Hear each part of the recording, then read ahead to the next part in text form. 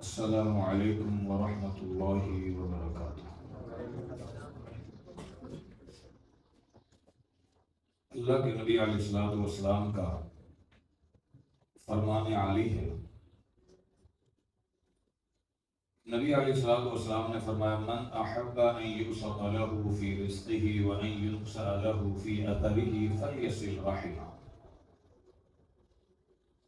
انسان زندگی گزارتا ہے، بعض دفعہ ایسے معاملات ہوتے ہوئے چاہتے یا نہ چاہتے ہوئے کسی سے کچھ ایسی مسٹیک ہو جاتی ہے کہ کسی کے حوالے سے ہمارے دل میں تکلیف پیدا ہوتی ہے، اور بعض دفعہ ہمارے معاملے میں لوگوں کے دلوں میں تکلیف ہوتی ہے۔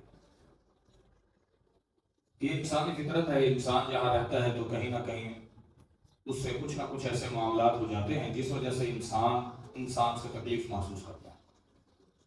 لیکن شریعت نے ایک بہترین اصول ایسا عطا فرمایا ہے، اگر اس پر عمل کیا جائے تو اتنے بہترین فوائد حاصل ہو سکتے ہیں کہ آپ ان فوائد کو دنیا کے کسی بھی دوسرے عمل کے ذریعے حاصل نہیں کر سکتے۔ وہ فائدہ یہ ہے کہ مختصر حدیث آپ کے سامنے پڑی ہے کہ نبی علیہ الصلوۃ والسلام نے فرمایا جو پسند کرتا ہے کہ اللہ تعالیٰ اس کی عمر میں برکت دے دے، اللہ تعالیٰ اس کے لیے رزق میں بڑھوتری کر دے، یعنی رزق بڑھا دے، اس کو چاہیے کہ وہ اپنی رشتہ داری کو جوڑ کے رکھے کہ یہ ٹوٹا ہوا یہ اس کو ملا ہے۔ اب آپ کے ذہن میں سوال ابھرے گا کہ حضرت ہم رشتہ داری نبھاتے ہیں، وہ نہیں نبھاتے ہمارے ساتھ، سوال کیا ہے؟ نبی علیہ الصلوۃ والسلام نے بڑا خوبصورت جواب دیا صحیح بخاری میں، فرمایا لیس الواصل بالمکافی ولکن الواصل الذی اذا قطعت رحمہ وصلہ۔ بڑی بہترین حدیث ہے۔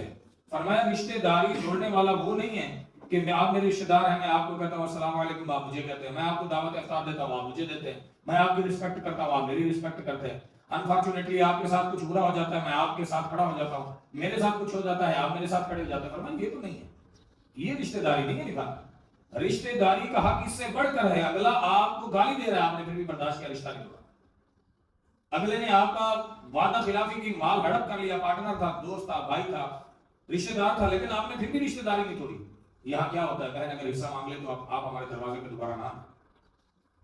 پھر نبی صلی اللہ علیہ وسلم نے ایک اور فرمان سن لیں، فرمایا اللہ تعالیٰ ان لوگوں پر رزق کے دروازے نہیں بندتے جو نیکوکاری میں رہتے ہیں، لیکن ایسے گناہگار کہ وہ گناہ بھی کر رہے ہوتے ہیں پھر بھی رب العزت ان کو رزق عطا فرماتا رہتا ہے۔ اللہ کے پیغمبر وہ کون لوگ ہیں؟ فرمایا ان کے اندر یہ صفت ہوتی ہے کہ وہ صلہ رحمی کو جوڑتے ہیں، رب العالمین پھر بھی ان کو رزق عطا فرماتا ہے۔